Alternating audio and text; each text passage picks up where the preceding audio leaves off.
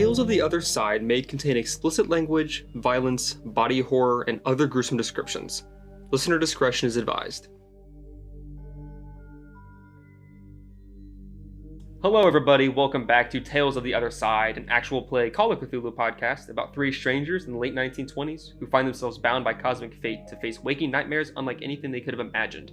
We have a live recording session. We're all in the room for once. This is really exciting. Yeah. So, Awesome. if any audio is messed up, you can blame whoever made audio equipment and not us, because we're perfect. We've never done anything wrong. But anyway, my name is Matthew. I am the game master and keeper for this story. Got a pretty short fun fact today. I was really busy prepping multiple sessions for this weekend, and so I didn't have time to really come up with anything fun. So I went to Google, and I found out that in the 1920s, it wasn't technically illegal to send your kids via the U.S. Postal Service large parcel shipping, because large postage was cheaper than a train ticket, and so some people would send their kids to visit family members via mail and then just put like the tag on their shirts and then ship them off to go see their family. Hey guys, I'm Nathan. I play Jonah, an investigative journalist, and my fun fact for today involves coffee because I'm a coffee head. In the 1920s, the Prohibition was going on, and the coffee sales in the United States actually increased because of the Prohibition, which I didn't know about. I guess people wanted to drink coffee instead of that. If you've ever heard of the brand Maxwell House, their trademark, Maxwell House Good to the Last Drop, actually became a thing in 1926, and it is still a thing today. Not a fan of that though. Great, there goes our Maxwell House sponsor. Yeah. I hope you're happy. Yeah. And then in 1929, when the Great Depression happened, coffee prices actually dropped again. I'm Nick, and I play Archibald, a professor of anthropology from Boston. My fun fact is that the ampersand character used to be the 27th letter of the alphabet up until like the late 19th century. I'm Noah. I play Adam Whitlock, archaeologist, husband, and a long way from home.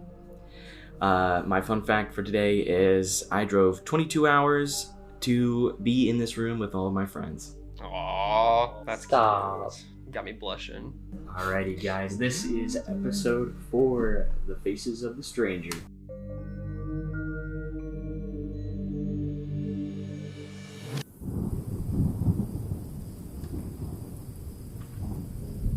The door to the barbershop violently slams shut as the man who once wore John Griffith's face flees from you.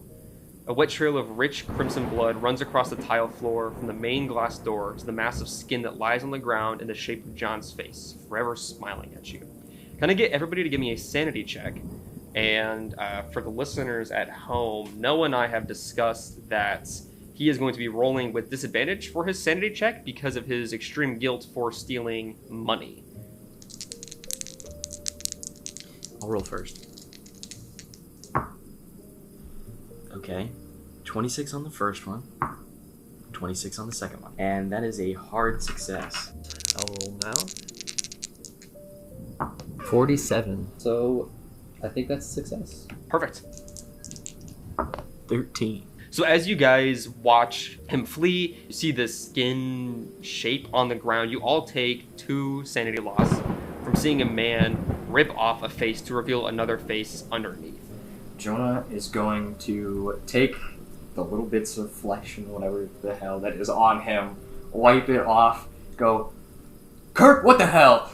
And he is going to run out into the street, go after him. Okay, perfect. Adam is just gonna shake his head, like, I can't deal with any more of this shit. And then I'll pull the brass knuckles from my pocket and just slip them on just in case.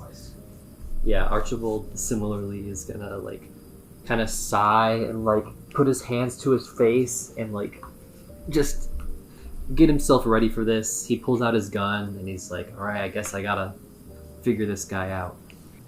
Thunder rumbles ominously across the pitch black midnight sky as you race out of the barber shop and onto Main Street. As lightning flashes through the dark heavens and illuminates the town, you catch a glimpse of a trail of shredded, blood-soaked skin leading towards the back of the soda pop. Manic whispering and pained whimperings come from behind the building. As you draw closer, you see the man with a thick mustache, scarred nose, and unkempt hair. He looks at you with a bloody face that still has attached flaps of skin that resemble John Griffith. You see he's pulled loose a brick from the wall and is holding it in both hands. A small leather-bound journal rests upon his lap, which he looks down upon, seemingly lost in thoughts. And when he hears you approach, he whips his bloody head up from the journal to stare at you.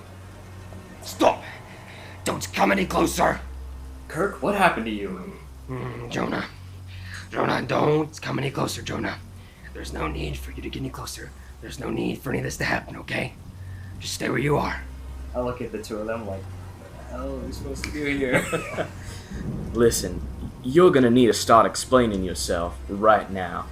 I'm explaining myself. What is it that you even want to know? What do you want to know about me? Jonah knows so much about me. Why don't you just ask Jonah what he knows about me? Why don't you just know? Jonah, you know me. Jonah, don't tell Clyde about this, please. Jonah, don't tell Clyde about this. Is this the drugs and the alcohol? No, I haven't been on that. I haven't been on drugs and alcohol in so long. I'm so free. I'm so free from that now. Jonah, you have no idea. Oh, you have no idea, Jonah, what it's like to just be free of that now, to just be free of that sin that holds you back, and now being able to sit here. Jonah, I'm free now. Jonah, what is this man talking about? How do you know him? This is Clyde's dad. Don't tell Clyde, please. Where is Clyde? Clyde is back home. It's night, Jonah. Jonah, he's home like he always is, like the good boy that I know he is. My pride, enjoy this. He's back home now. He's back home, Jonah. Man, your face fell off. What? Why? That's not my face. You know it's not my face. That's why you were talking to me, wasn't it? You know that it was John. It was John Griffith. I was just wearing his face. I was just pretending to be him. Why? Why? That is the question, isn't it? Why would I wear the face of someone who's scum of the earth, who cares only for himself? Why would I do that? All of these are good questions, but Jonah. Kirk, I know you've had some problems, but moonlighting as another man? I don't have problems. I'm free. Don't you understand I'm free? Look at me. The last time you saw me, I was a broken man. I couldn't stop. I was addicted. I was pained. He pulls up his sleeves and you see that his arms are covered in self-harm scars, just like up and down the entire thing. I'm free now from that. I am different now. I wore his face simply for my own benefit. I hated the man, but now he's gone, and I can be him again. What happened to John Griffith? He's dead. John died on the train. I found his body. I joined the search party, and I found his body, and then I stashed it off to the side, so that way they wouldn't find it. And when they disbanded the party for the night, I could go back. I could go back and I could get it. I could get his body, and now I can do this. Now I can be John Griffith. Kirk, you need to get some help. I don't need help, Jonah. I have all the help that I need. For the first time in my life, I have all the help that I need, and I am sinless. I am free for what has happened. Clyde deserves to know what's happening. Clyde doesn't need to know. It would kill him. Do you want my son to die? Do you want to know anything about this? I have hidden my pain for so many years. I've hidden the things that have haunted me since her death, and I have tried to be a better man. And he has seen me in a different light, and I have tried, and I've tried, and I've tried to be different. Finally, I'm better now. I'm healed.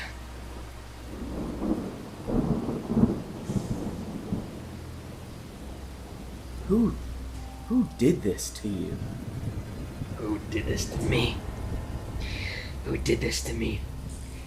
Why would anybody have done this to me? I have done this of my own free will. I have taken on the face of John Griffith. I've taken on the face of so many to heal myself, to bring myself peace, to get what I need to heal. No one has done this to me. This is all me. I have done this myself. This is my choice. This is the path that I have been laid. I have been given, and I have chosen to take it. You've done this to other people? Who? How many? So many. I forget their names. It's only when I become them that I start to remember who they were. When it happens, their memories fade. They don't exist anymore, it's just me. It's like putting on a mask, pretending to be them. I don't need to know who they were. Only a little bit, as long as I can keep my cover. I don't need anything else. I don't need their memories. I don't need their pain. I don't need their past. It's all me. Pretending. Disguised. Being them. Freeing myself of the pain. Good lord. Can you guys roll me a spot hidden check?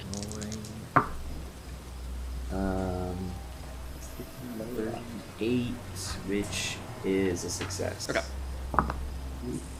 27. That's a success. 30. I don't succeed. Jonah and Archibald, you both see this brick that he's been holding in his hand has been slowly starting to sort of just crumple away, and it's starting to take a shape that looks almost like a small dagger. What? What? Yeah. I'm gonna just take a step back from the guy. All right, listen. Let's all just take a deep breath, calm down. I think I'm following you. That you wear the faces of people to free yourself from your past. How did you even do that? Are you sure you really want to know? I don't think you really want to know. What is it in that little notebook of yours? Don't touch my notebook. You don't get to see this forbidden knowledge. It's for my eyes only. I have been the one that is cleansing my pain. I have been the one that has had to learn. Do not acquire such knowledge so easily. Has Jonah ever seen him carry around his notebook before? No. Okay. Kirk, how long have you been doing this? Since I started going to chapel, I found healing there. Chapel? What? Where is this chapel? Not a place for you to know. Not a place for you to understand. You haven't been accepted yet, so you don't know the way there. Accepted? What do you mean accepted? Does this have something to do with what John Griffith was carrying on the train? What was John Griffith carrying on the train? A wild animal? A wild animal, you say? Like the Christians' God and the rainbow, that creature is a promise of protection and devotion. Uh-oh. He stands up, and now the brick that he's been holding in two hands is now in one hand, and you've seen that is transferred into basically this dagger, and it looks like it's kind of composed of flesh and bone, a little bit of this brick, and it almost seems to pulsate like there's veins inside of it, pumping real blood. There's no need for the pain for me anymore. I have found a way to save it. Kirk, I know things have been tough since Angie. Do not say her name. I know for many years now we have been friends. We have got to know each other. Late night dinners, early morning coffees, illegal booze every now and then. Do not speak her name to me, Jonah. Do not speak her name to me. You don't know what it's like to lose someone like that. To have been through what I've been through. To finally have someone that cleanses the mind of all the things that have happened, and then to lose that. You couldn't understand. You're wrong about that, but I didn't turn into this. I never turned into anything. This is who I've just always been. And finally, like the flesh that I tore of John Griffith's face off of me, I can reveal who I really am. Feel my soul truly out of my body, enlightened, touched by all that is good in the world. This is really me, Jonah. This is really me. But it's not. But it is. How can you not see that? How can you not see? This is the happiest I've been my whole life. Since I met my wife, since the day that my son was born. This is finally where I feel free, where I feel happy. Why are you trying to take this from me? I'm gonna put my hand on Archibald's shoulder and just kind of give him a squeeze, like, you might have to shoot this guy. I'll step forward and be like, all right, why don't we just drop the knife? Listen, we ain't gonna hurt you, but you need some medical attention. And listen, I don't wanna take you by force, but I'm coming to you as a friend of a friend. Let's just put the knife down. And maybe we can talk about this. Do you want to know how I do it? Please tell me, how do you do it? He leans close to whisper into your ear. All I have to do is eat them, and I can become them.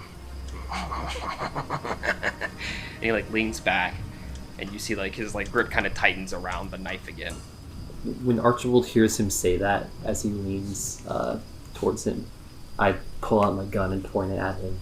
He's getting awfully close to Adam. You think some mortal weapon can wound me? You think I'm concerned about some bullet? I don't intend to shoot you, but because of what you just told us here, we can't just let you go about and do this to others. I'm afraid we're gonna have to take you in. We have a moral obligation to do so. There's gotta be a better way to handle this. Just come peacefully. There's so much going on. You just don't have the eyes to see it, but you know what? If you can't see it, then maybe it's because you don't deserve to. Jonah, you've become like a second son to me. It's been an honor getting to watch you grow along Clyde, but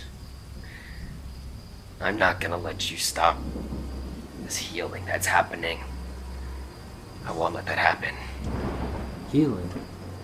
This isn't healing. If you just tell us how you got like this, we can help you get back. Look, I know you don't want to go back, but you have to. This isn't natural. Natural? There is nothing natural about this world. It's been perverted, corrupted by what it was supposed to be. How do you not see this? How do you not see that the signs of war from the Great War were a plague upon this earth? Killing for no reason. The droughts that hit, the killing that happens, the poverty, all of this. This is not the way that the world is supposed to be. Well, I don't think you're supposed to eat people either. Sometimes, you just have to do what you have to do to survive. I didn't kill them. They were already dead. So let their body, their flesh return to me rather than the soiled ground. You're fucking sick. No, for the first time in my life, I'm very healthy. While he's like finishing that sentence, I'm just gonna go after the brass knuckles. So here's what the order is going to be after the surprise round. It'll be Archibald, then Kirk, then Jonah, then Adam. can I, instead of trying to like punch him, use my action to try to disarm him? Yeah, absolutely. So that would be a maneuver. Why don't you give me a fighting brawl? All right, he rolled an 83, and his dexterity is a 60, so he will fail. Okay, I got a 31, which is a success. Lightning streaks through the sky, and you just see this like flash of brass slam into Kirk's arm, and he drops this knife onto the ground, and it sort of like sizzles like acid has hit some sort of organic substance as it's like touching this grass behind the soda pop. Can I, in the same move, like kick the knife away? Why don't you give me a luck check to see if you can kick it after you punch it out? Sure. That's a 39, which my luck is 50. Why don't you just roll me a d8 and see how far away you kick it from him? 5. Okay, so you kick it about 5 feet away from him. Right before it hits the ground, you kick your foot out and it shoots across the grass, and then it lands, and that's when you hear it start to sizzle and pop, and you almost see like smoke kind of begins to rise from this grass, and you know where it landed. Archibald, it is your turn. My gun is drawn and pointed at him, and I want to aim like at his legs. 34, but my skill is a 30. I do have some luck I could use. Yeah, I think I will spend 4. So you shoot, and he tries to move his leg out of the way, and this bullet slams into his thigh, lodging in there. You hear the squirt of blood. It starts to trickle down his leg and like rips open a hole in his pants, and he like kind of buckles a little bit. You dare attack me? I am chosen, I am saved, and you come here threatening me, hurting me while I heal. No, this won't do. No, this won't do at all. Jonah, you've chosen very poorly today. You've chosen very, very poorly and lined yourselves with sinners. No, this won't do. Archibald, you watch as he takes out the journal that he had before, opens it, and with one hand begins to read in this language that sounds like a combination of choking and gargling and sounds that no human should make. As he's speaking this strange language, you watch as his hand makes this sort of movement in front of him. So he's holding the journal with his left hand, and with his right hand begins to make this gesture. And then as he holds his palm out towards you, you watch as his back kind of like recoils a little bit, and this giant spectral tentacle bursts from the center of his chest and starts to fly towards Archibald and Adam. So these two spectral tentacles burst forth from almost like what you can imagine is a portal from his chest and start to reach towards both of you, trying to attack you. So he is going to have to make a dexterity roll to aim at you guys. So we'll do that first. You get a 26, which is below his half. So that'll be for Archibald. And then he got a 30 on his dex, which is exactly his half on Adam. Yikes. Alright, I'll roll for my dodge. 39, and my dodge is a 40. Ooh. Oh shit! Nice. I don't think I can dodge this, so I'm gonna fight back. Okay. I got a 42, which is a success. Great. It's gonna be a D3 plus 1 plus a D4. Wait, hold on. So what level of success did you get? Because I just remembered you have to beat his level of success to fight back. So he got a hard success. Shit, mine was a normal. A normal success. You can attempt to push your roll. What did I get? A 30 and something? A 40 something? You got a 41. 41. That'd be hard to do. I'd have to get a 10. No, I fail. Archibald, you watch as this tentacle comes towards you, and you at the last second like push off against the ground, dodging it, and it almost like bursts out of his chest like it's no longer attached. This tentacle flops on the ground for a second. You hear another similar sizzling like the knife made, and then it dissipates into nothingness. For you, Adam, as this thing reaches around and grabs you, starts to lift you up in the air, you're going to take 5 damage. Oh shit. And can you give me either a strength or a dexterity roll, whichever one is higher for you? D7, which is a pass. Perfect. As it starts to lift you up, it like tries to throw you on the ground and knock you to the ground, but you're able to get your balance. It recoils back into his chest. Can you give me a sanity roll, please? 90. This tendril wraps around you, and you feel like the suckers of the tentacles peeling into your neck. You all of a sudden see this landscape, which you can only describe as alien. It's like this vast whiteness with rocks made of sort of materials you've never seen in your life. These giant spires of rocky textures, and the sky is colors that almost does not make sense to you. And you see there's some sort of civilization built into these rocks, but it makes no sense. And as you snap out of it, you're going to take a D4 of sanity loss. Jesus, dude, that sounds sick. That's awesome. Dude, I'd love to go there. You are just like almost shell-shocked for a moment, and then you see him start to like bend over a little bit, clutch his chest almost as if in pain. I told you that I'm free and I'm safe and I'm healed. I don't need you. I don't need this. Leave while you still can. I'm giving you the chance. Damn it, Kirk! Don't hurt them! I don't know what demon you spoke to, but Cedar Falls doesn't need this kind of shit. No. And I'm gonna pull out the gun and I'm gonna shoot. No demon, an angel, a savior protecting us. Yeah, that's bad. Oh. It's a 66. You try to shoot, and as he's like recoiled over, clutching his chest, it goes completely over his head. You think you can take me down with these mortal weapons? You don't even understand, Jonah. You don't understand. Seeing that this misses, can I just move up to him and try and like shove him away from the two? Yeah, you can step in between, but you won't be able to like shove him right now. It's more of a fighting maneuver. You can definitely stand between him and Archibald and Adam. Kirk, get a grip of yourself. This isn't you. No, this is me. What is this? This is me. This is me. You don't understand, Jonah. Being picked up by tentacles and being transported to this alternate world, I'm like, I gotta get this notebook away from him. So I'm gonna try to just like rip it out of his hand. Yeah. 44. He got a 47. His dodge is a 50. So you go to rip this journal out of his hands. No! Give it back to me. You don't deserve the knowledge. I'm not saying anything, and I like just spin around, limping even more from from what I normally do, and I'm just gonna like start hobbling away from this guy. My eyes are just like wide with fear. As Adam walks away, Jonah, since you've stepped in between them, he leans forward, puts like a really strong hand on your shoulder. I'm going to get that journal back, even if I have to kill all of you. I don't care.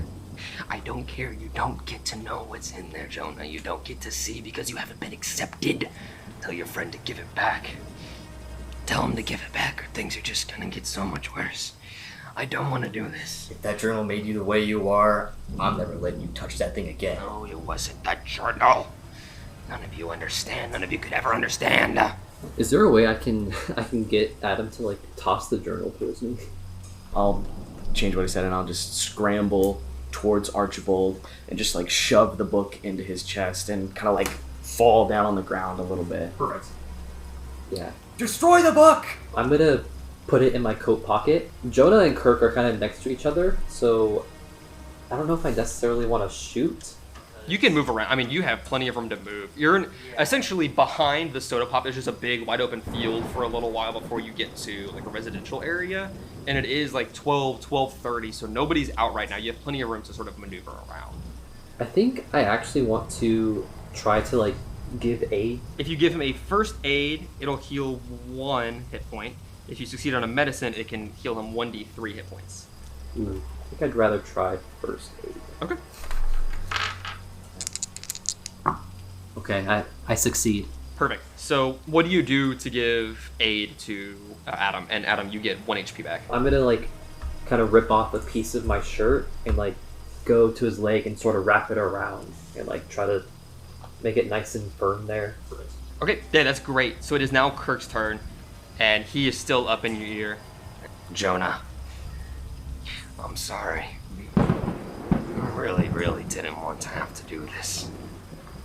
I mean that. You believe me, right? Not in the slightest. So after he says that to you, he kind of like pushes you back a little bit, and he takes a couple steps back, his face still turned towards you, and he picks down and like almost like he just knows exactly where it is, picks up this knife, and he holds it up. Lightning flashes into the sky, and you see this just gnarled, nasty knife.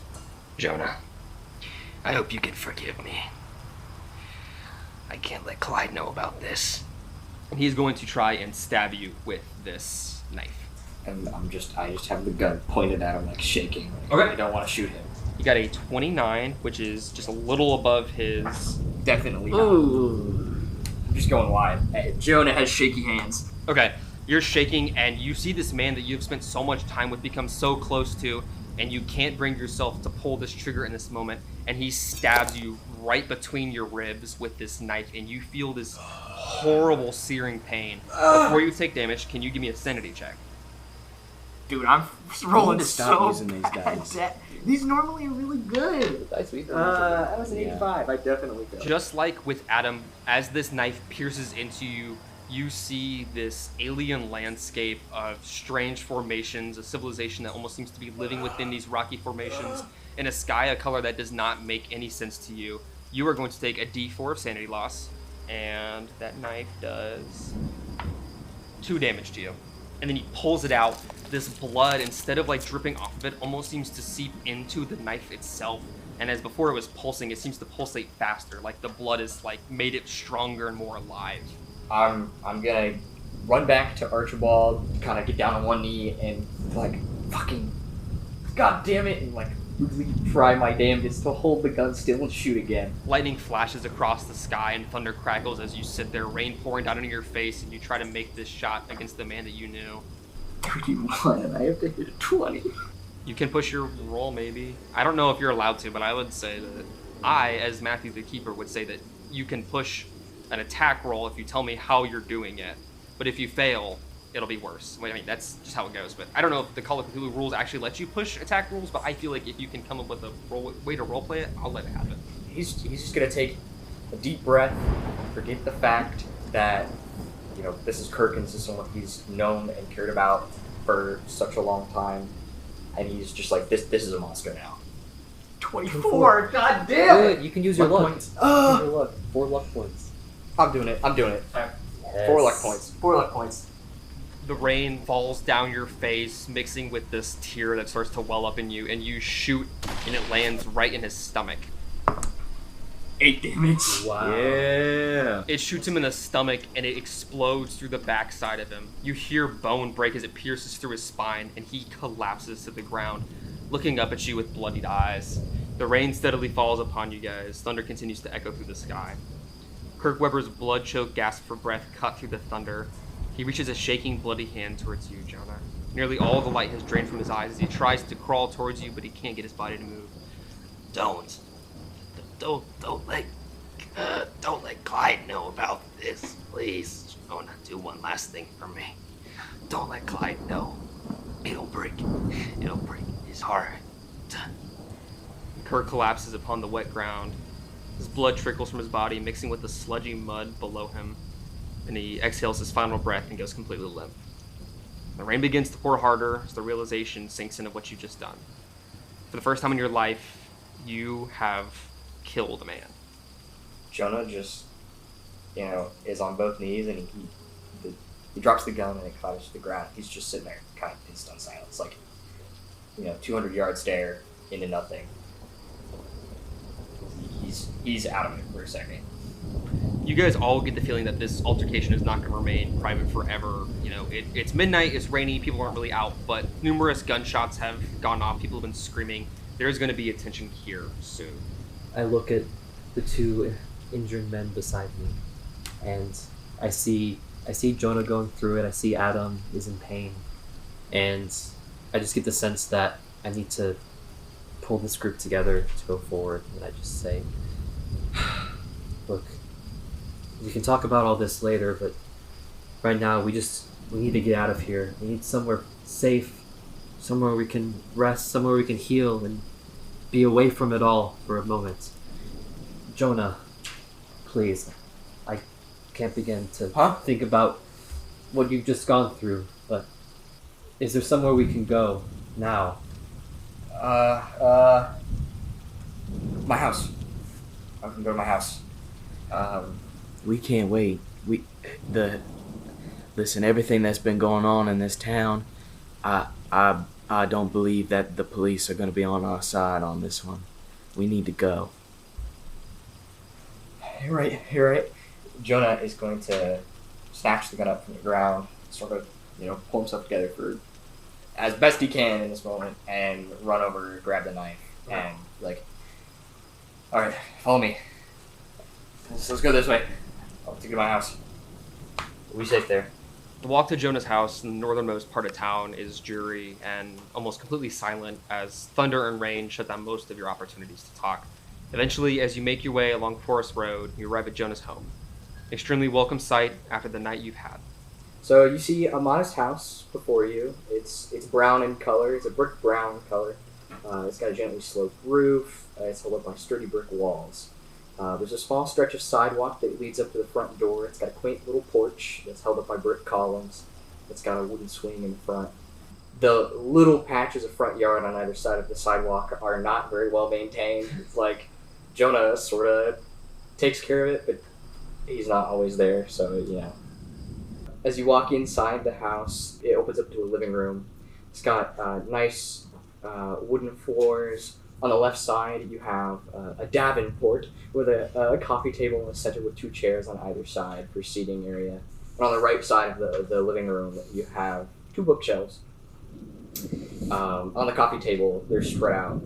There's a couple books that seem to be about Cedar Falls, some newspaper clippings. Hung up on the wall, you see framed is this newspaper article that says, "Local reporter investigates lumber mill terror." And then behind, on the left side of the living room, is the kitchen. It's just a quaint little kitchen. He's got what equates to a 1920s coffee pot, the main utilities. On the other right side of the house, going down the hallway, there is one bedroom, the bed in it, and he also has another spare bedroom that the door is shut. Inside of that is a photograph development room.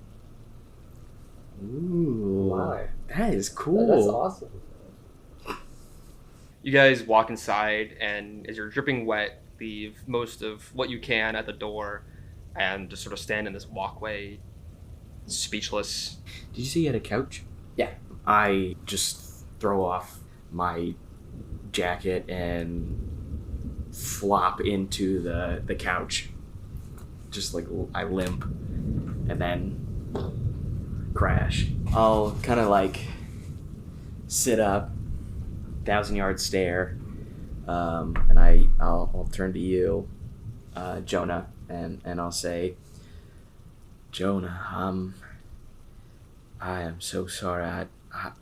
I didn't want it to come to that. I was thinking we could incapacitate the man and bring him to a place where he could be rehabilitated. I didn't expect that it would go that way. I'm so sorry. I don't know what I'm going to tell Clyde. I really don't know what I'm going to tell Clyde. I don't think we can tell him anything. I don't think we can tell anybody anything about that. I mean, that wasn't Kirk. That was not Kirk. He attacked us. Look, as far as I'm aware, we were not there tonight. We went home from the barber shop and had a very peaceful evening, and nothing more happened. Nothing more happened. Listen, what happened tonight does not leave this room. I will never speak a word to this, to my wife, to anybody. You have my word. Appreciate that. We might as well. Are you okay? Whatever that thing was. And I kind of, the adrenaline wears off, and I'm just like, yeah, I believe that my limp may be a little worse from now on, but I still have my cane, and I'll get by. I just need a couple of days to recuperate and rest, and I mean, we got things to do, and I don't believe it will interfere with anything. Is there anything in, like, you have a medicine cabinet, right? Yeah. Is there something that can be useful for? Can I like I've kind of had this limp for a really long time, gone to a doctor about it. I get like aches and pains, so I think I'd probably have like some kind of massage thing that I usually do. Yeah. Like rub both of my thumbs along my knee. Could I use that as like a first aid, or? I would totally give you advantage on first aid with that. I feel The pain just does not go away as much as every time that it's worked. This time, for some reason, it's just different. I'll be all right. Jonah will go over to like the kitchen sink and start like inspecting where he just got stabbed in the side, and sort of like grab some kitchen rags and at least attempt to clean himself up. Yeah, as you lift up your shirt to look at this stab wound, it looks like it's almost already bruising around where the stab was. It's like green and purple and really dark, and as you look at it, you don't feel it, but you see it. It also almost seems to be pulsating, like your pulse is like really, really centered right there on this stab wound. It's like almost raising and lowering by itself, like it's breathing or pulsating. When he got me with the tentacle, On the can I like also check no. myself? Mm-hmm. There's like tentacle sucker marks that encircle around your body like a spiral, almost up to your neck. So it looks like a really bad hickey on your neck, and then like winding around your body in like a corkscrew almost sort of fashion. The clothes that you've been wearing, where those suckers hit, it burnt through it, and now there's a bunch of holes in your clothing as well. So it like went through the clothes onto flesh itself. While they're doing this, I'm completely silent. I'm just kind of like staring forward, like my hands are like, my chin's like resting against my hands, and just going through all that we just did and trying to make sense of anything. And after I see them like start to stitch themselves up, I like kind of come back to the present situation, and I sort of like remember that I have the notebook. I like almost forgot that I had it. I don't know what's happening, but this notebook might be able to help us. And I pull it out. So as you look on the first couple pages, you see that there are 4 almost like headlines written in here. and then beneath them is written in a language that is not English, does not look like any language you've ever seen before. It almost seems more like symbols rather than any sort of language. And here are the 4 headlines that you see on these first couple pages. The first one is Consume Likeness. The second is Enthrall Victim. The third is Call from Beyond the Cosmos. And the fourth is Flesh to Fang. Okay, gentlemen, this is what it says here. I found myself slipping back into nasty old habits of harm. WP has suggested more intensive prayer within the chapel, but I see the angel when I pray, and it frightens me. I know it is here with the promise of salvation, but I recoil at the thought that it may know my sins. The blade upon my skin offers peace when prayer does not. WP prayed with me in the chapel last night before walking me through the process of reflection.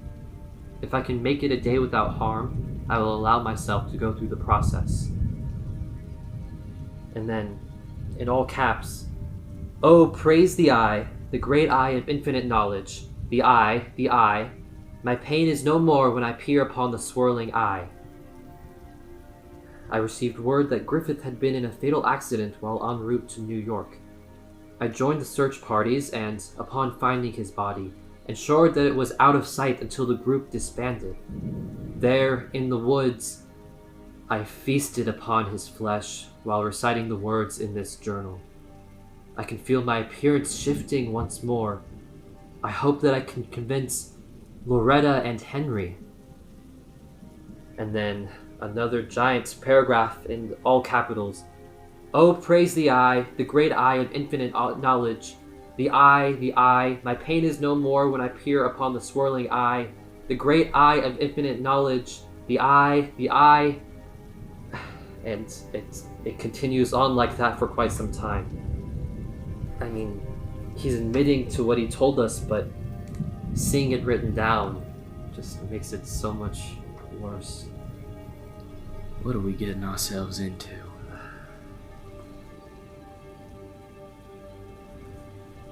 Can I see the head or the hieroglyphics? You said Of course. Hand the book to Jonah.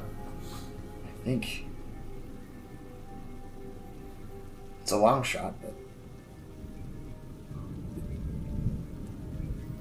I know some people at the library that might be able to help decipher some of this. Cedar Falls has a lot of strange happenings, to say the least. You never know what you're going to find in the library. And this WP, do you know who this could be? Well, my knowledge. the only person we've ever met with the first name of W is William, but Yeah. he's dead, He's not going to be much help to us now. so Well, it certainly has given us a lot to think about. There's not much more we should do tonight.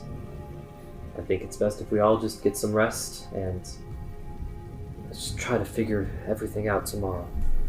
yeah.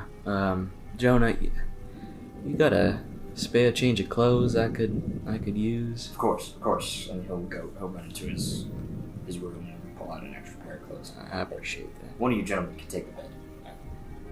You guys are- Oh no, I couldn't. I'll just sleep on the couch tonight. Oh, please, Adam, you take the bed. I'll take the couch. You are in a much worse state than I am right now.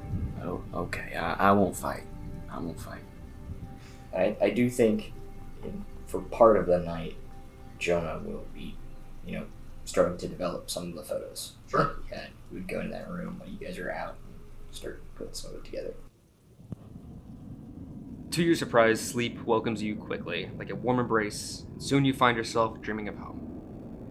For Adam, you're in the kitchen with your wife as you cook breakfast together, and a song by Guy Lombardo and his Royal Canadians indistinctly plays on the radio. Archibald, you're doing a guest lecture in front of a large crowd of esteemed colleagues who are all enthralled by what you have to say. For Jonah, you're developing a plethora of photos as you realize that you've captured enough concrete evidence to get your works published. You all smile and look out through the closest window, peer towards a forest. Though you don't know it, you're all looking at the same yet unfamiliar forest. A brilliant green light shines between the trees, silhouetting their branches. You hear a voice emanate from deep in the forest. It calms you deeply, and you feel no fear whatsoever. You are lost, but I can beat you. When you wake up, late afternoon light peeks between the curtains in Jonah's home. The storm has stopped. You have no idea how long you slept, but you awaken feeling genuinely rested.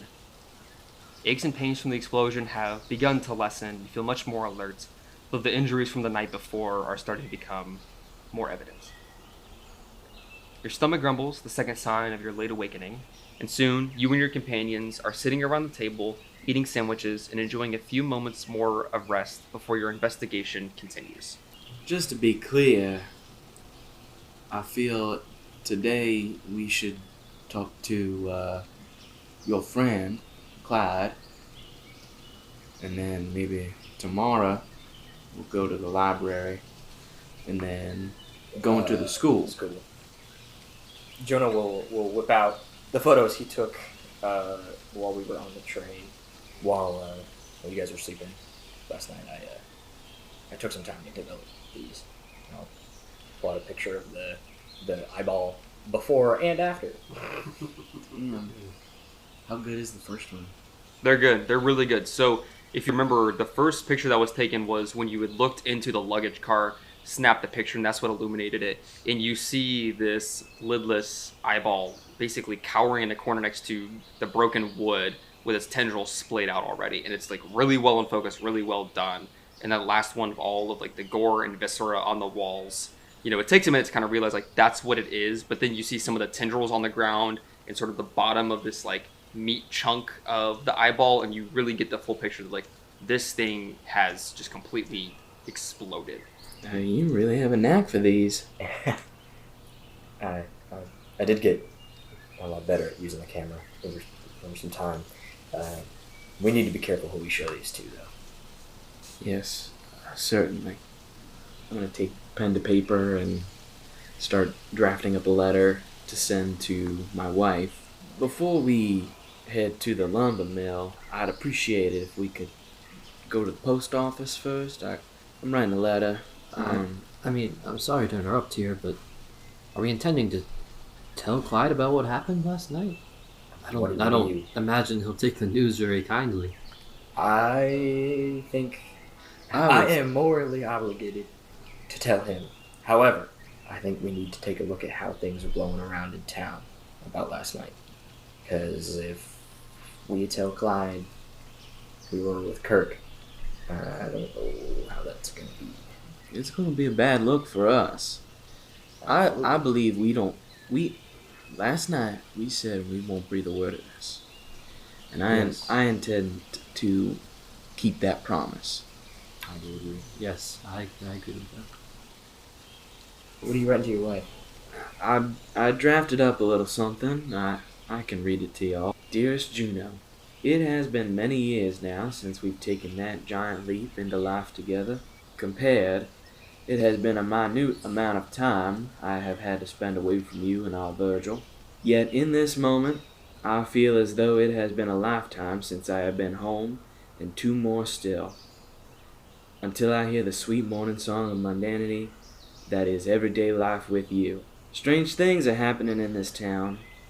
I'm with 2 good men, Jonah Thorogood and Archibald Bauer.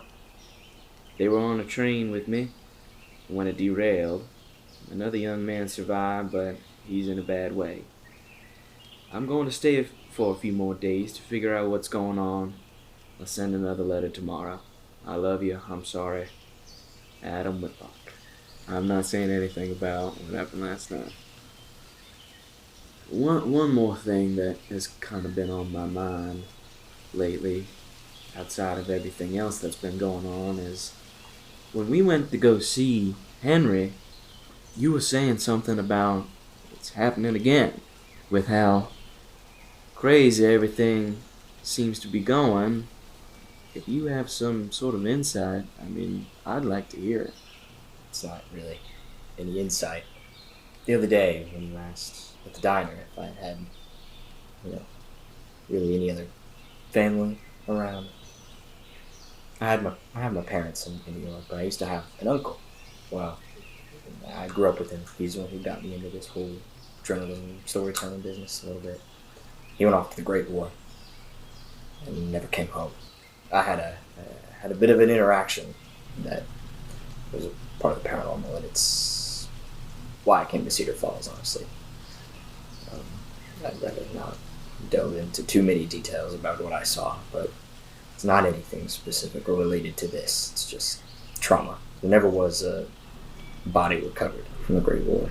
I'm so sorry to hear that. Yes, I do apologize. I did not want to bring up any bad memories. It's okay. It's in the past. I won't push you any further, but maybe someday we can all sit down and talk about it. I'd like that. Yeah, well, I figure we get going. Yes. Hit the road. You guys finish up your meals and you head out into town. It seems to be really quiet, especially for a Monday afternoon. It's still a lot chillier outside after the rain had come the night before, and it feels like the first bit of winter starting to creep into town. You get to the post office and you see a different person working there than the other day. Morning. Afternoon, actually. It's getting quite late. We're closing up soon. Did you need to check anything? Did you need to send any letters out? Oh, yeah. What time is it? Oh, it's 3:30. Pretty late. Something pretty late. Okay. Yeah.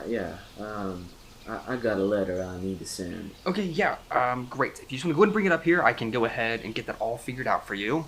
And I'll take the packet that I had from last night, take the money out of it, and put the letter on top for the postman. Okay, perfect. You already got it written up, fill it up. All right, so I'll get an envelope for you. And then where is this going to? My wife, Juno. I am expecting a letter back. Yeah, actually, I was going to say, I got one from Juno for you here, sir.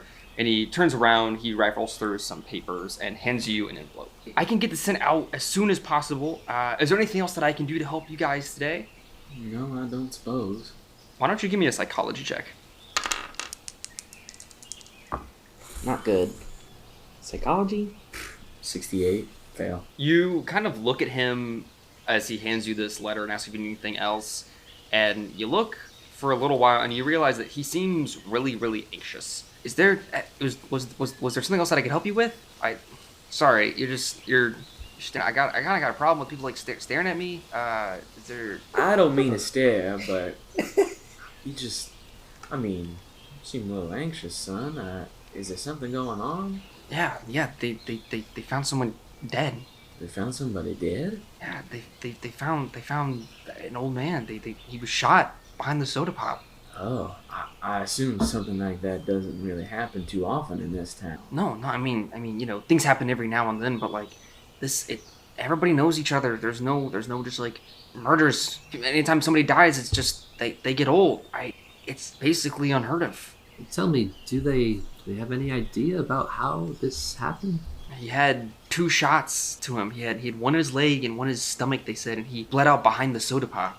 Are there any suspects, or...? There's a bunch of footprints that seem to have kind of dried up in the mud, but they can't really figure out, if it was from just throughout the night or if it's just specific to this. It's all just a mess. That's horrible news. That is very unfortunate.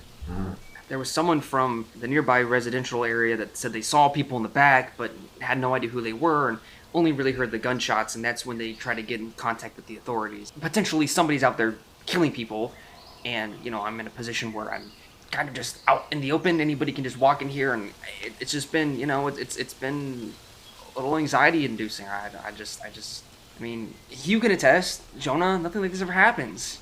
I mean, there's weird things that happen in this town, but this is pretty... People might see something in the mill or hear something in the inn, but it's not like, it's... Just some unexplained sound, Yeah, but it's not anybody, like, getting shot. I didn't mean to come off as aggressive, or it's just... This doesn't happen. It's completely understandable. These are very strange times. And it's okay to be worried. It's natural to be worried. Just keep your wits about you, and you'll be safe. I thank you Thank you. Sorry. I feel bad. I try not to be standoffish. It's been a weird day. It's been a weird day. I suppose it has. We best be getting out of here. Yeah, sure, for sure. I'll make sure I get this mail as soon as possible to your wife, Juno. Truly appreciate that, son. Yeah, no problem. And next time you come in, I won't be like this, I promise. No. I mean, listen, we're all human, so it ain't no problem if you're having an off day. It's really good to hear. It's really validating. You have a good evening, man. Thank you, you too. As soon as we step out, Adam, I don't mean to pry here, but that seems like an awful lot of money that you're sending back. Do you usually carry around all that cash on you? Well, okay, gentlemen, I may have done something I shouldn't have. I regret it very deeply, and it was a moment of weakness. I told you a few days ago that I did not have much money to my name. I do recall. And when I went to the men's room, I found an envelope full of money The men's room? in the speakeasy. Oh. I saw it. I opened it up, and it was just so much money. And I thought about Juno, my son, my home. Truly, I do not have enough money to keep all of it together. And this envelope could solve that, at least for a time. So I took it, and now it's going to my wife. I really hope you did not just put us into an even bigger pickle than we're already in. At least I didn't kill a man. I'm sorry. I didn't mean that. We have bigger things on our plates, I'm afraid. I see no reason to squabble over something like this. Just like last night, this stays sealed tight. You all are better men than me. I tear the letter open and read it. Thursday, October 6th, 1927. My darling Adam, it is a joy to have received this letter from you. Yet I feel nothing but fear as I sit and write back. I've just heard that the train you were on has been in a catastrophic accident, and my heart absolutely aches to think that any ill fate has fallen upon you. I desperately hope to hear from you soon, though I know there are many days from when I pen this and when you might read it. Write to me as soon as you can, so I know that you are safe. I fear I won't rest even a moment until I know that you are well. Virgil and I send all of our love. Please come home to us. I miss you dearly. I love you always, Juno. And I'll fold it up and put it right in my pocket. Alright, gentlemen, to the mill. As you head northwards along Mill Road, past the ice house, working man diner, and the textile factory. Towering trees rise far above the surrounding buildings, adding a slight sense of claustrophobia and shaded darkness as you near the lumber mill. The lumber mill is massive, thanks to the funding from the Preston family. You see in the distance dozens of workers roam around completing their various tasks, carrying lumber, cutting logs, loading timber onto trucks. The smell of rich sawdust hits you before you even get within a few yards of the mill, alleviating some of the unease that has begun to build upon you. As you grow ever closer, Jonah, you see Clyde, the younger, spitting image of his father, Kirk. As he loads timber onto the truck, he wipes his brow and turns, seeing you, a weak smile on his face. Jonah will see him and speed walk and give this motherfucker a big ass hug. Jonah, hey man, he gives you a hug back. What's up, man? What's going on? It's good to see you, Clyde. It's been a crazy couple of days. I'm guessing you heard the news, which is why you're here. Yeah, something happened in town, but me and these two gentlemen behind me were on that train explosion. Hey guys, I'm Clyde. This is Adam and this is Archibald. Howdy. Nice to meet you, Clyde. It's good to hear that you guys are okay from the train. You know, there was not really a whole lot of survivors, you know. So you didn't hear about what happened last night? At the post office, we heard something about someone getting shot. Yeah. It was Dad. It was Kirk? Yeah, it's Kirk. Hey, He goes and gives him another big hug. he like leans into this hug and holds you tight, and you can feel his chest roll like rising and falling, like he's on the verge of crying, but trying to keep it together at work. Yeah. You guys wanna we can step off to the side for a minute if you guys know what we got. Yeah, let's do that. He leads you up to the mill, into this sort of essentially what would be the like break area. Just a bunch of wooden tables underneath an awning essentially. There's some people kind of sitting there eating, chatting, whatnot as they're on breaks and, you know, in between work. So did you guys know each other before the train, or was it just kind of like survivors sticking together, or? We had all met previously before we boarded the train and sort of had things in common, sparked up conversation between each other, and then one thing led to another, and now here we are.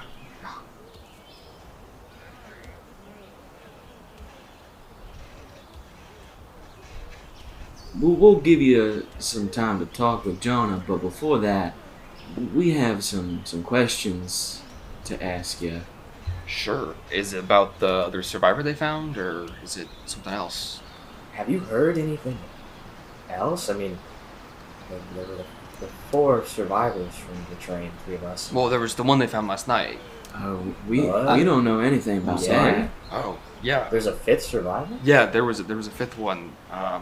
Some woman named Eleanor. I guess she had she was in like a nearby town. She didn't get taken back to Cedar Falls, and she had her injuries treated.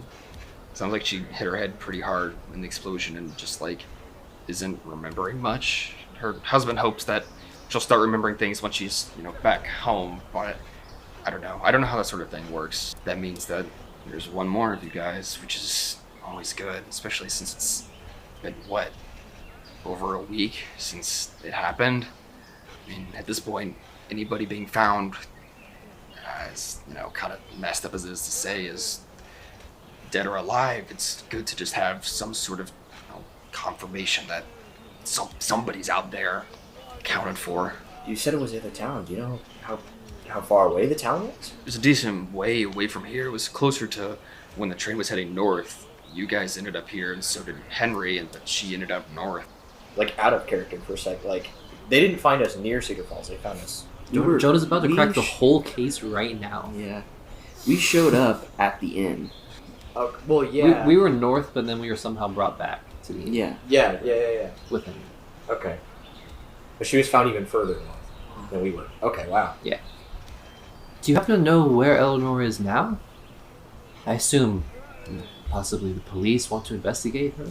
Yeah, she's back here. She's back with her husband. The police have been trying to talk to her, but like I said, she hit her head hard. She's not remembering a whole lot of, you know, what happened. So she hasn't been able to give very specific, helpful answers. I mean, it wouldn't hurt to check on old Eleanor, would it? She might remember you. Yeah, Certainly. We did talk to her. Briefly, but I did talk to her. You talked to her, like... On the train, yeah. Okay, so the 3 of you, Eleanor and Henry is the one, right? Yes. Yes. I know you have questions for me, but help me understand, because everything that we have gotten, any gestures like we as in the town, like just public, nobody knows how any of you guys were, you know, safe and not safe. Apparently Henry was in the engine when it happened, and Eleanor was just in her room, which was a couple cars back. I mean, walk me through this. I'm trying to figure out what's happening. I mean, Jonah, you can attest, this stuff like this doesn't happen. I mean, There was the ghosts. there was the ghost, but like, it's not a train exploding. Are we comfortable divulging a little bit of information? I mean, you trust this man, right? Yeah. He's like a brother to me. I can't imagine this man is caught up in all of this. We ought to tell him what happened. I feel the same. that's sort of one of the questions we want answered as well, is how we got back into town. But as for what happened on the train, well, the train was late. It was about, I'd say, 3, 4 in the morning? It was real early morning. Very early. And Jonah here heard a noise, walked out of his room, and saw John Griffith and George. I don't know his last name. He's a twin. He's got a brother, William. Yeah, the twins. Yeah, they were with John basically all the time, like his, I don't know, bodyguards or something. He was, anytime that I saw him in town, they were basically walking with him. Together. It was John and George, and they were trying to get into the luggage compartment, and there was this loud ruckus. At this point, we all kind of pile into the hallway there after Jonah sort of confronts them about this. One thing leads to another, and we throw open the luggage compartment, and there's this, it's gonna sound crazy, but it truly a monster in the luggage. Did you bring the photos with you? Are we sure we should be divulging all of this information? Like this is your friend. I just don't want to get anyone else wrapped up in all of this. He's helped me out before. I feel like it's only doing us a disservice and a disservice to not put him in it. Well, if you trust him. And I'll slide him the 2 pictures. Jonah, this is... Doesn't make any sense, does it? No, when you said monster, I was kind of thinking it was gonna be something else. This is not, this is not what I expected. He looks around and kind of leans in. Last week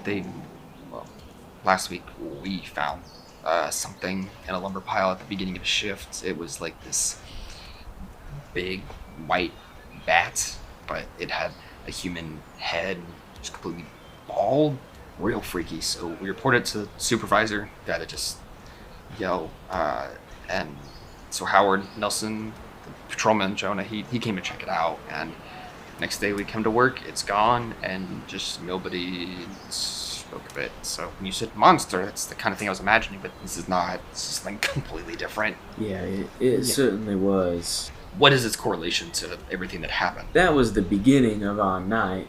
After all that happened, we sort of had a bit of an altercation with John, pulled a gun on us, and we disarmed him and tied up both of them. We go through the rest of the train and making a bit of a ruckus along the way, and Eleanor comes out of her room, and I do my best to calm her down and tell her to stay and not to come out. She gave us a little bit of information about what had been happening earlier, things that we didn't hear, and I went to go speak to the conductor, but the door was locked and somebody on the other side was yelling for us to go away. It really just didn't seem right, so we all forced the door open, and wouldn't you know it, it was William, Henry, and a man named Rich Davis. He was the porter, and they had this briefcase that was floating, and it was green and glowing, and Like a magician's trick floating? I mean, you've seen these photos. It was floating. They were like trying to bring it back to the ground and keep it closed. Something was inside. We didn't get a clear view of it. We did speak to Henry, and Henry had said it was some sort of black object that was moving, and then the train exploded. You guys were up in the engine when it exploded. We were on the other side of the door. That makes sense why you didn't necessarily have the same ending look as unfortunately Henry has. The door and the walls probably shielded you guys a little bit, but it's you 3 survived, Henry survived. The other 2 in the engine are gone. Yeah, they're gone. They found a couple dead bodies. Everybody else is gone, and all of a sudden Eleanor's found completely north of where the train exploded. That does seem to be the case. That's about all We know. Adam, you said you had questions for me. I can try to answer as much as I can. The big question on my mind, a lot of the questions on my mind are about John. He's a unsavory character around these parts, and it was clear that this monster was something that he was moving from this town. We know that he liked to move a lot of things around, but my friend Jonah has said that you know things. Would you happen to know anything about? I mean, I feel like you've known just about as much as I did, but I don't know if there's something that got floated around in the last couple of days while we were unconscious that you might have heard. Most of what I was told was stuff that my dad gave me, just hearing things around town, and that's how I ended up letting you know about things. I don't know. I feel like he would have he would have known. Is there anything else your dad told you that Jonah might not know? Yeah, it was. On top of that, when was the last time you saw him? Last time I saw him, I don't know. It's been probably about a month since I saw him.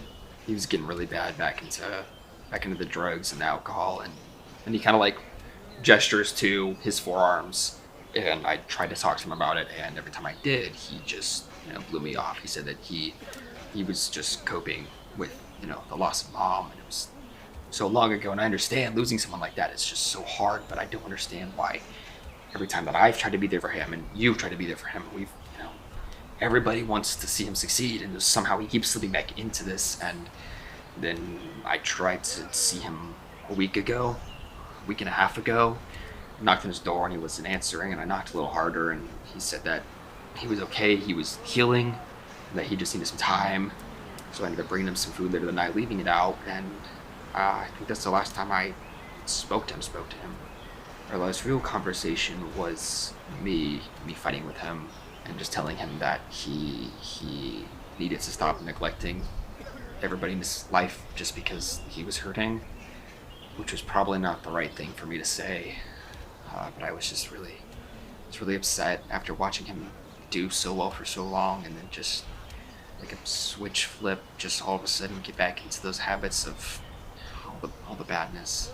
And I thought I could make up for it with the food and stuff, but he's gone now. And you did the best you could. Put my hand on her shoulder. But I wish that would have been enough to get him to stop. I don't know who would have a problem with him enough to just shoot him. I mean, I don't know if it was someone who was giving him drugs or giving him alcohol, and there was some sort of skirmish. That's what led to that. I ended up telling the police that, he had kind of gotten into drugs, and I tried to stop. I don't want to talk about alcohol. I don't want them to know about the speakeasy, obviously, but they suggested that's what happened. He just got into some sort of fight with, someone giving him his supply, and it went wrong, and he's 62. He's not in a fighting position. I got a question. You ever hear about anything strange going on at the church? No, I haven't been in a long time. Kind of just fell out of practice, I guess. It wasn't my thing. Dad went a lot, and he seemed to still like it. But I know John went to the church. That's how he met Loretta years ago at this point. Strange things about the church? Not really. They're about as good of a church as one can ask for in a town like this. I don't know, I'll pull out my notebook. I'll draw the symbol we saw with the eyes and the arm things. Have you seen this anywhere around town? As he picks it up, this loud bell begins to ring, and you see that around workers begin to finish up their current tasks and begin gathering their things, kind of coming back into the sort of rest area where you guys are, picking up their lunch pails and jackets and whatnot. And Clyde gives you guys a little bit of a weaker smile. You know what? This would be good. Good conversation over dinner. I get you guys dinner. Working Man's right down the road. Good food. We can continue there. I haven't been in a while. Let's go. Okay. We'd love to join you for dinner. Let me grab my things. I could eat. You end up getting up to the Working Man Diner. The smells of chemicals, sawdust, and delicious, greasy food all mixed in the air around you. The outside of this diner is about as plain as it can be. It's just a wooden rectangular building with chipped paint and a flat roof. In the left window, a handwritten sign just says, The Working Man Diner. Clyde opens the door for you, and you walk inside the diner, surrounded by some mill and textile workers, some even from where you had just been. They all sit enjoying a meal, talking loudly of business, and you easily find yourself a seat near the front window as the sun begins to go down. You guys begin to eat, and he takes the little note out of his pocket and looks at the symbol. This looks familiar. I've seen this before. I know it. I can't place it. I mean, we found it etched into a table in the speakeasy. In the speakeasy. In the speakeasy. Why'd you invite me? I'm the one who showed you. I looked for you. When'd you go? We were there the other night, man. Man, Jonah, that kind of hurts. Shoot, yeah. All right, so here's the plan. I'm paying for the 3 of our food, and Jonah gets to pay by himself now. Jonah, that's acceptable. Can you give me a fast talk roll? 30? What is it? 35? Yeah. Your fast talk is a 59. 59. So that's It's a success. yeah. Okay. Jonah said that you'd probably be there. It wasn't like, I was looking for you, honestly. All right. but he can still pay for his own. Back to the symbol. You know what? I saw it. Griffith. His briefcase. It was on his briefcase. That's where it was. That's where I saw it. I thought it was just the logo of the company or something, but if it's on his briefcase, it was also on the table, then it's not just like the company that made the briefcase. Was his briefcase something that he carried around a lot? No, I saw it the day that you guys got the train. So I saw him walking around with his 2 bodyguards before going to the train in the evening. They were going, I'm assuming, from the barbershop to the train station. And I was there that evening in the speakeasy, and I saw them carrying it around, basically not letting it leave his side, and then they left to go to the train station. That was the briefcase that we saw on the train. Is the carving the thing that made it float? Let's not jump to conclusions, but I honestly think it was whatever was in the briefcase that made it float. Makes more sense. I think if it was the symbol in the speakeasy making that happen, I don't know if we'd be here. The bartender let us go into the trap door that was under the stage. Oh. And there was a large stone door under there with the symbol very clearly displayed on it, but we couldn't really figure out how to get through it.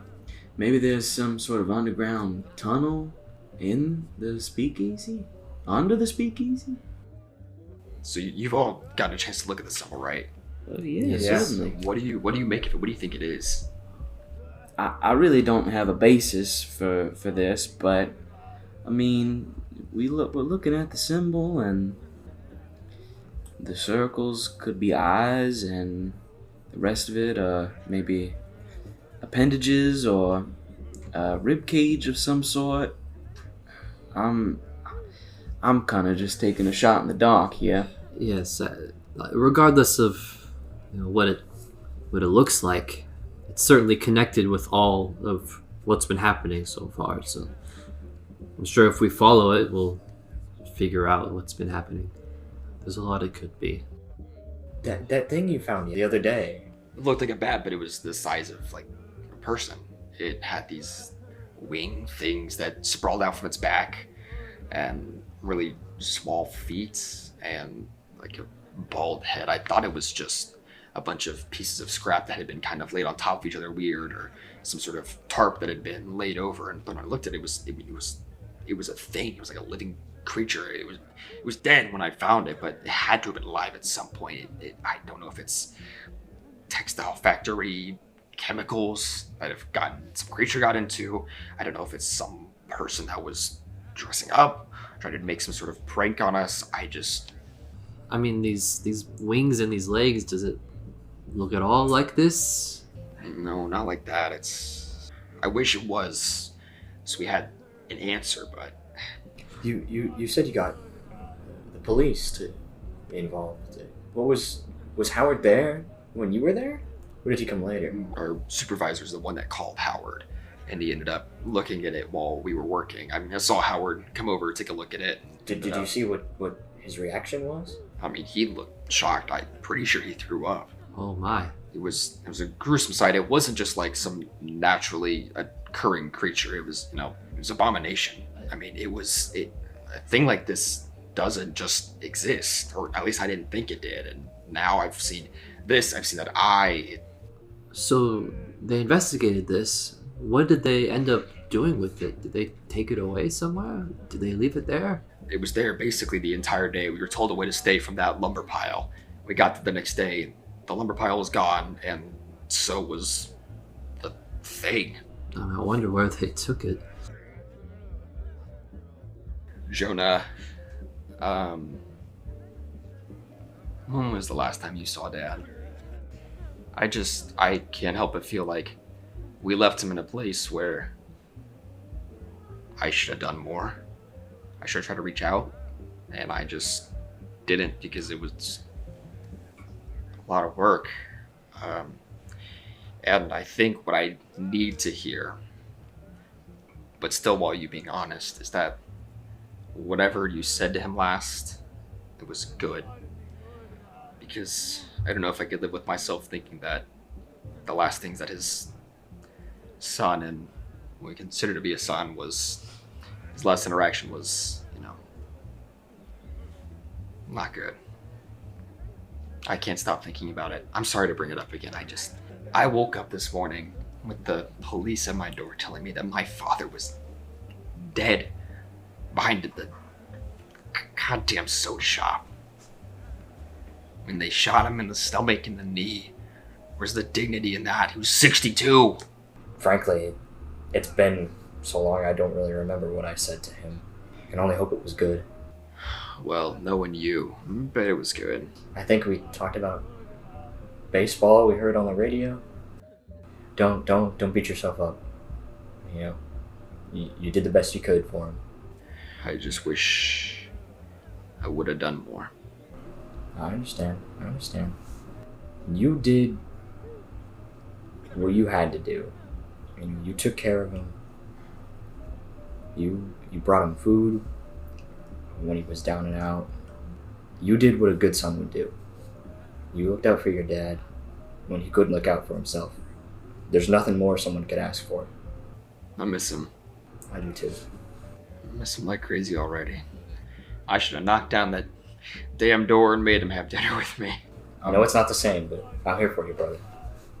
I'm glad that at least one of us got to have a good ending with him. And you see tears in his eyes, his face is getting a lot redder, and he is doing everything in his power not to just break down crying in the middle of the restaurant. I appreciate you getting us some food and answering our questions, and truly you have my condolences.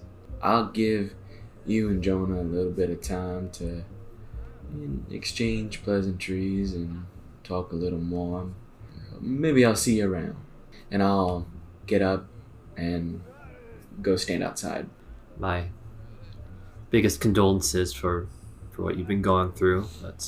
I know you probably want some time with Jonah right now, so I'll also take my leave. It was very nice to meet you. I hope that next time we all get a meal together, it'll be under a little happier circumstances.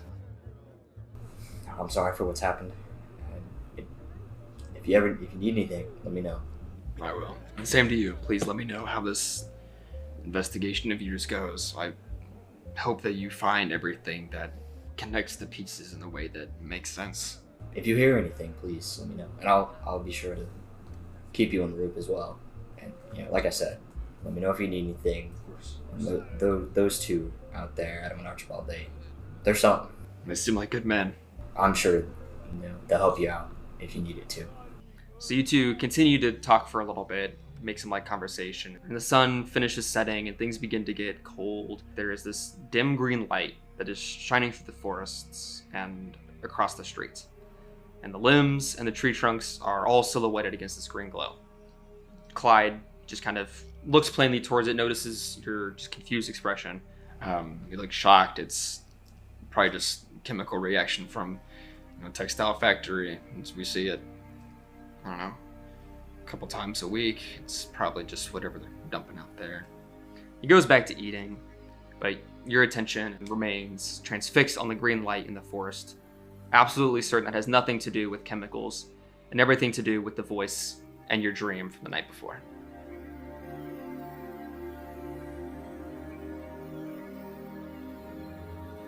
Thank you all so much for joining us for episode 4 of Tales of the Other Side. Hopefully, this all sounded good. We're in person, we're live. Hopefully this was a good experience.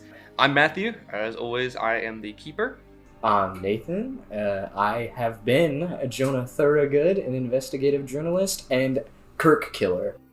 I'm Nick, and I've been Archibald Bauer, a professor of anthropology from Boston and professional journal keeper.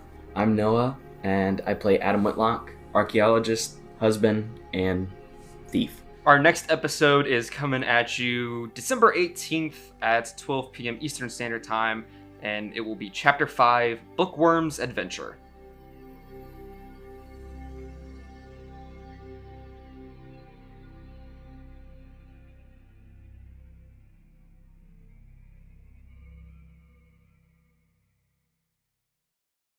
Flappers were like the TikTokers of that generation.